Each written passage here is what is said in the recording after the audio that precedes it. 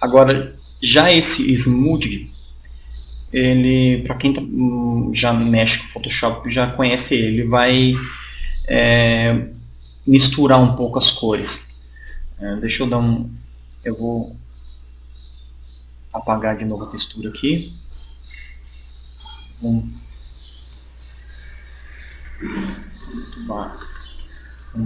pintar alguma coisinha aqui.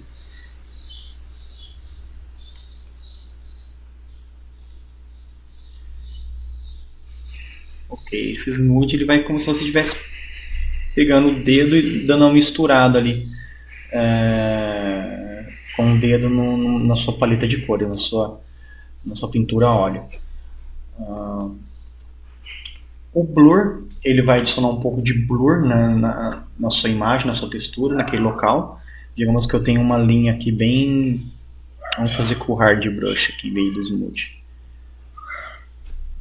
Vamos fazer com um pincel menor. Ó, ele não tem nenhum blur, ele está bem... uma linha bem seca. Eu posso vir aqui com a ferramenta Blur e borrar um pouco isso daqui.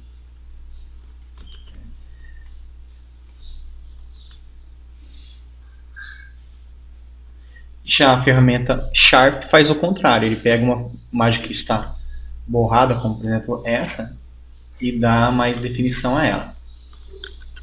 Eu não gosto muito de usar essa Sharp.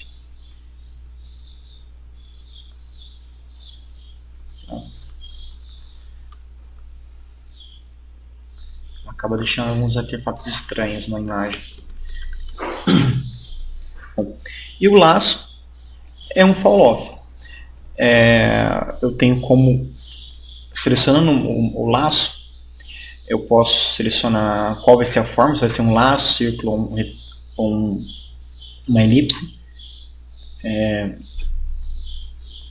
Se estiver em laço, eu vou fazer um laço segurando o botão direito do mouse.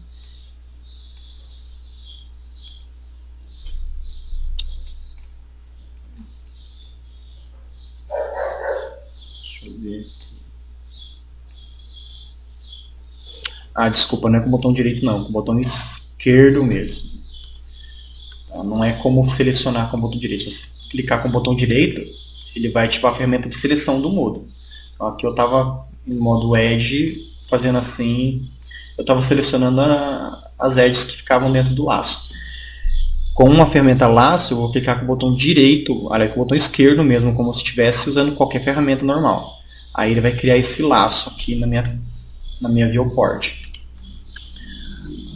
Agora, com qualquer uma das ferramentas de pintura, seja o Point Brush ou Airbrush, eu preciso marcar essa opção Use Fall Off, senão não funciona isso. Se essa opção estiver desmarcada, não vai valer de nada esse laço que eu fiz. Então eu tenho que marcar essa opção Use Fall Off. Agora ele vai pintar só dentro ali do laço, tá vendo? Consigo pintar só dentro aqui do meu laço. Pode ser um retângulo. Eu defino um retângulo aqui na minha janela e pinto só dentro daquele retângulo. Lembrando, primeiro seleciona a ferramenta laço, cria o seu fall off, depois seleciona a ferramenta de pintura, define a cor e pinta ali dentro. Ok? E ainda aqui no nosso fall off, no laço, nós temos esse soft border, ele está em 0, ou seja, eu fiz o retângulo aqui, ele vai pintar exatamente dentro desse retângulo. Eu posso colocar uma borda aqui. Vamos colocar uma borda de 15. Então, agora ele vai pintar somente dentro do retângulo, mas não vai ficar tão seco, tão rígido como os outros. Vai ficar com uma borda mais suave. Deixa eu pegar o punch aqui e pintar. Não ficou tão suave, deixa eu... Acho que eu tenho que aumentar um pouco essa softboard. A gente pode vir aqui, ó. As duas ferramentas estão ativas, o Airbrush e o Laço Fall Off. Deixa eu aumentar o Fall Off aqui. Vou colocar um bem maior, assim, 75.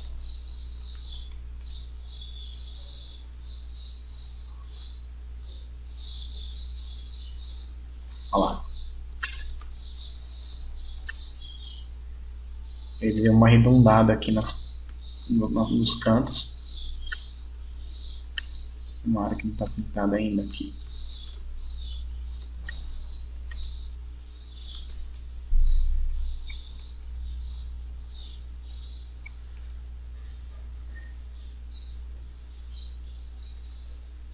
A área que ele está pintando é só essa daqui. Só que essa área de fora aqui é uma tolerância que ele dá para a pintura ficar mais suavizada.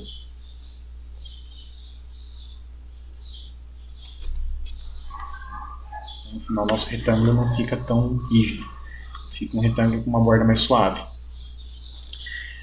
E, como eu já disse, tem o laço, o círculo, o elipse. Eu posso fazer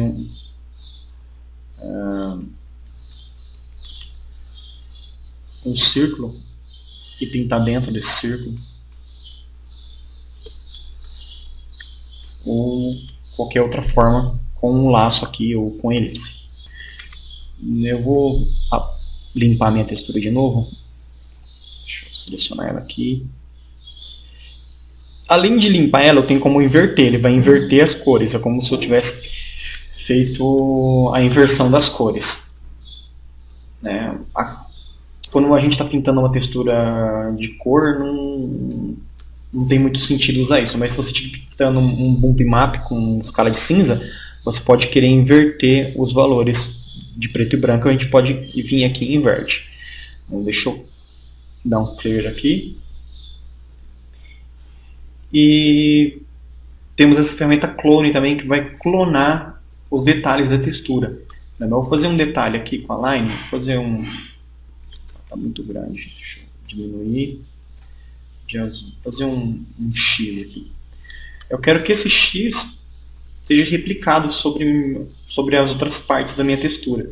Então eu posso usar a ferramenta clone. Funciona parecido com a clone a stamp clone do Photoshop. Eu vou definir o tamanho do brush aqui com o meu botão direito. Segurando o Ctrl e clicando, ele vai pegar essa imagem e agora eu posso pintar ela em outras partes do meu modelo. Bom, as opções de brush, né, eu já falei na aula sobre sculpt, não muda praticamente nada. A diferença é que eu não vou esculpir agora, mas vou adicionar cor na minha textura.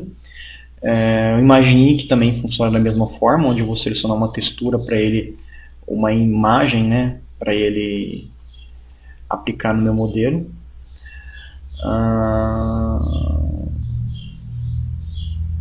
E ele vai aplicar a cor da minha imagem conforme a cor da minha paleta aqui. Se eu deixar minha paleta em branco, ele vai aplicar a cor que essa imagem tem mesmo. No caso aqui, essa imagem é uma imagem em escala de cinza.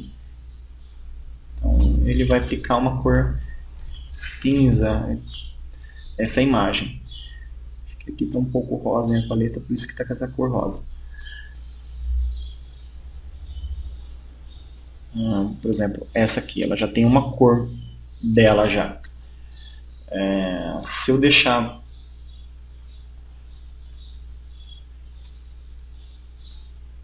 branco aqui o meu Color Palette, ele vai pintar a cor que é dessa textura mesmo. Mas se eu mudar um pouco a cor aqui, ele vai acrescentar a cor que eu coloquei ali. Ó. Eu coloquei um verde musgo, um verde abacate. Então ele vai pintar aquela textura ainda, mas da cor que eu defini ali na minha paleta. Ok? Outra ferramenta bastante bacana é esse Random Ink e esse Parametric Ink. Esse Random Ink ele vai pintar uma cor aleatória. Deixa eu limpar a bagunça da minha imagem primeiro.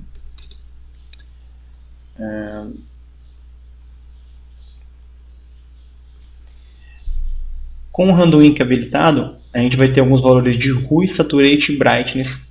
Qual a porcentagem que vai variar? Esse Hue, Saturate e Brightness, deixa eu selecionar uma paint. Aqui é quando eu seleciono a textura. Aqui, ó, Hue, Saturate, Bright. Cada cor tem um valor de Hue, um valor de Saturate e um valor de Brightness. Eu definindo, por exemplo, eu escolhi para pintar uma textura, vamos colocar vermelha. Eu posso definir aqui no meu Randomize Icon para ele variar os valores de Hue, de Saturate e de Bright dessa cor, por exemplo, em 20%. Vou colocar para ele definir. Eu posso colocar para variar só 30 no Hue e nada no Saturate, ou 10 e 20 em cada um. Valores diferentes, mas eu vou colocar 20 em cada uma por enquanto. Agora o que ele vai fazer? Ele vai pintar aquela cor vermelha, mas variando um pouco essa cor.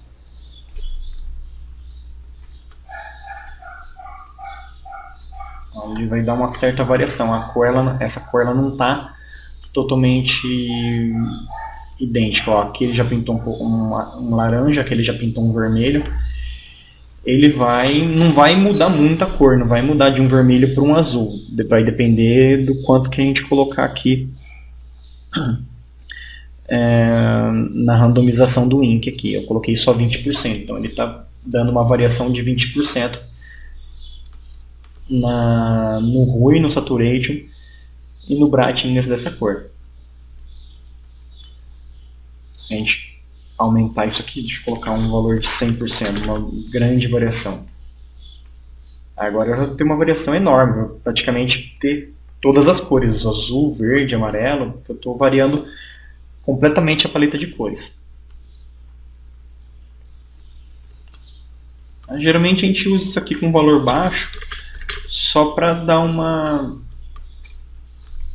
uma diferença de tonalidade na cor, para não ficar ela totalmente idêntica. Tá? Deixa eu limpar de novo aqui. Vermelho. E além do Random Ink, tem um Parametric Ink. Esse é bastante legal.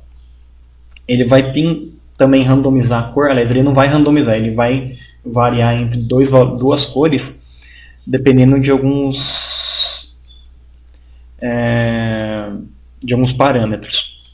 Por exemplo, aqui com a ferramenta Parametric Ink, nós temos a opção Slope, altitude, incidente, pressura e tangente. Essas duas, pressura e tangente, vai depender se você usa uma caneta ou uma tablet. Então, ele vai variar a cor conforme a pressão da sua caneta ou com a pressão tangente da sua caneta. Já essas primeiras quatro aqui não depende da caneta. Displacement, eu preciso ter um mapa de displacement no meu material, no meu objeto. Então ele vai variar a cor conforme a altura do displacement.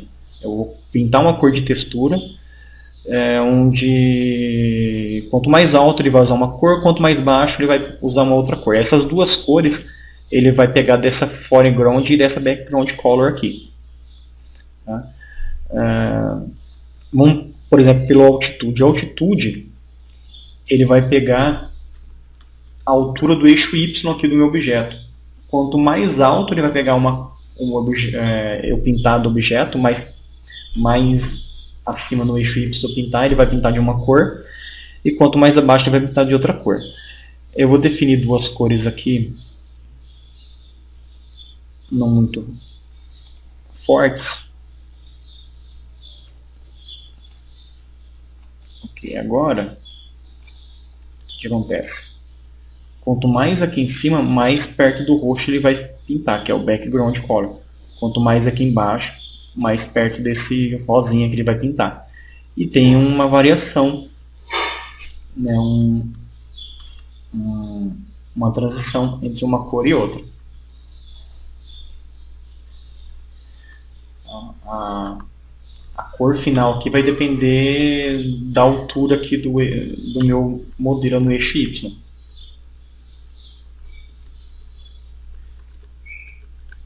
Ctrl Z, deixa eu mudar aqui, por exemplo, colocar uma cor, um amarelinho bem clarinho. E aqui um azulzinho também, bem clarinho.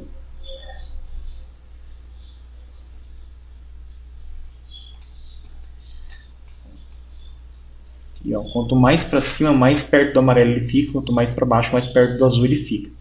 E aqui essa transição aqui fica verde. Aqui em cima está ficando verde ainda porque ele provavelmente o meu objeto não é alto o suficiente. Né? Quanto mais alto aqui no eixo Y, aqui para cima ele ficaria com a cor amarela.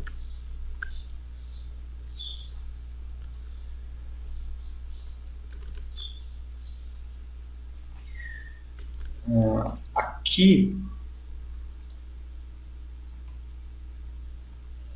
se a gente escolher a opção Incident Angle, ele vai variar a cor conforme o ângulo do nosso objeto. Por exemplo, aqui, se eu pintar bem de frente aqui, ele vai pintar de uma cor. Aqui onde está mais angular, ele vai variar essa cor. Então ele vai variar a cor conforme o ângulo da normal do nosso modelo. Se eu virar aqui e pintar aqui, ele vai pintar com a mesma cor que eu estou pintando aqui. Mas se eu manter o modelo nesse ângulo, ele vai pintar aqui de uma cor e aqui de outra, porque ele vai variar conforme o meu ângulo. Vou mudar a cor aqui para aquelas cores que eu tinha. Eu dei Ctrl Z e ele tirou aquelas cores. Deixa eu voltar aqui. Aqui ele está pintando um azul. E aqui onde tem um ângulo, ele está pintando um verde. Eu vou mostrar de novo. Ó, ali onde tinha um ângulo em relação à câmera, esse ângulo vai ser em relação à câmera, tá? Onde tinha um ângulo em relação à câmera, ele pintou de uma outra cor.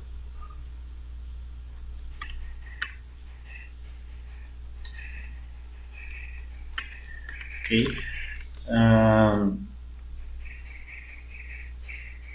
Altitude eu falei. O slope ele vai pintar conforme a minha geometria mesmo.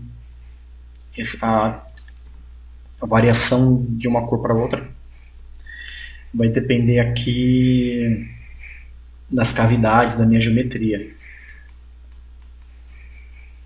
Então olha aqui, onde tinha uma cavidade ele ficou azul, onde estava mais alto ele ficou mais pro verde.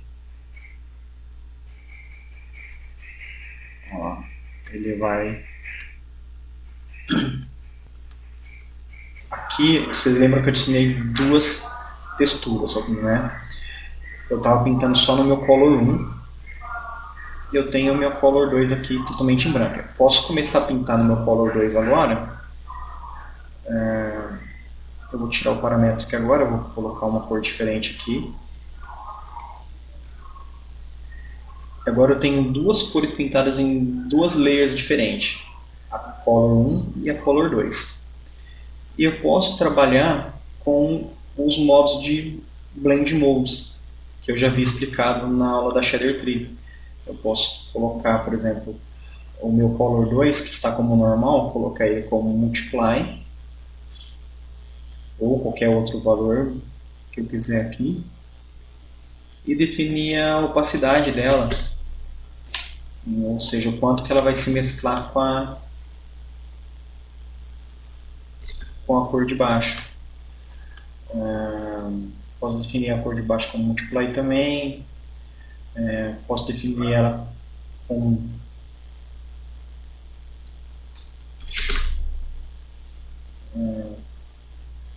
Overlay. Isso vai depender.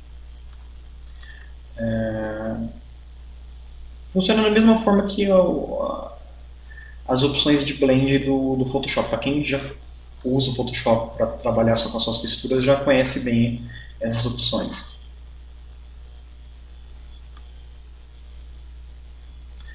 Só que essas opções de blend aqui vai ser mais visível na hora do render ou aqui no RGL ou no preview.